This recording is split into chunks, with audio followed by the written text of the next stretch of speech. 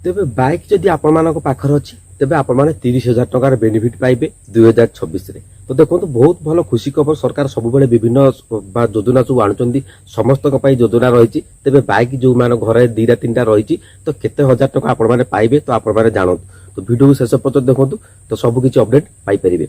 तो देखो आपण माने चिंता करंतु जेते बेले आपण माने बाइक टी नेकी जाउचंती तो से समय आपण माने केते समस्यार सम्मुखीन होउचंती आपण माने चिंता करंतु। एनएच रे जाउचंती तो आपण माने केते साइड रे माने धारू को लगेगी आपण माने गाड़ी जाउथिबे सेठी ट्रक वाला जाउचंती बस वाला जाउचंती आपण माने बाइक टे चलेबा पई किंतु आपण माने बा सफिशिएंट रास्ता नाही जोडा कि आपण माने समझ जो माने बाइक चलुचंती से माने जानिचंती बा जेते एनएच रे जाउचंती आपण माने तो जो समस्या देगी आपण माने जाउचंती तो सेटा आपण माने समझ जानिचंती मु बदे जानिची किंतु वास्तव में सरकार जानि पारुनाती। तो जानिबार हेतिले ए जो 30,000 टका निश्चित भाव में सरकार जानिचंती तो जानिचंती बोली कि आपण मानक पई 30,000 टका बेनिफिट आनिचंती।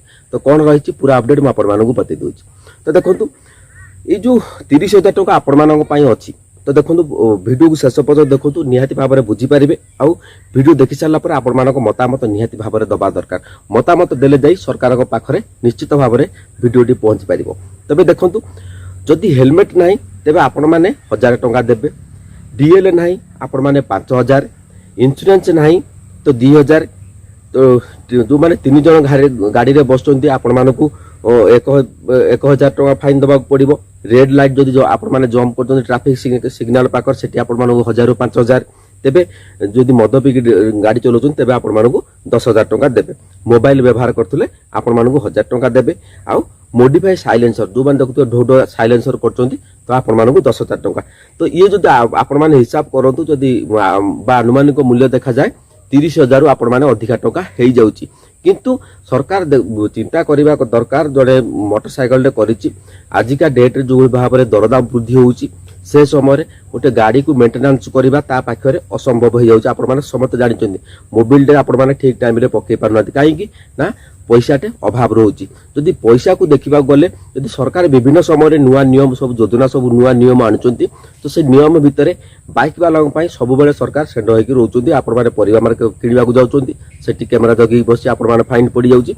किंतु वास्तव में सरकार देखिबा कथा बाइक जो माने बाइक चलाउचंती तो अधिकांश 90% लोकों पाखरे पैसाटे नाही जो माने मोबाइल भी ठीक समय पकई पारनाती गाड़ी को मेंटेनेंस मध्य ठीक समय दे पारनाती। तार मुख्य कारण रहउची जेतु रोजगार अभाव रहउची। रोजगार जदि आपण माने देखंतु 300-400 टका इनकम करचन दिन को परिवार चलेबा केते कष्ट हो जाउची ता सरकार जानि रखिया उचित। तो मु लॉन्ग वीडियो बनौने तो आपण माने जानतु जो मु आपण माने कहितली बेनिफिट मिलिबो 30,000 टका।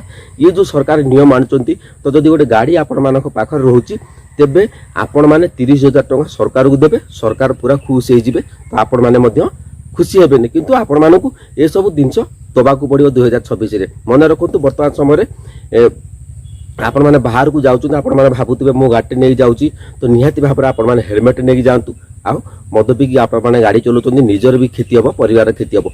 किंतु आ जो नियमनिक रहिछि गाड़ी रे जदि 3 जन बसचन्ती तो ताकू मध्य सरकार देखो घरे जदि 3 जन अछन्ती तेबे 2 जन बापा मां जिवे तेबे छुआटी मध्य जिवो तो 3 जन हे जाउछन्ती तो 3 जन निहाती भाबरे जिवे।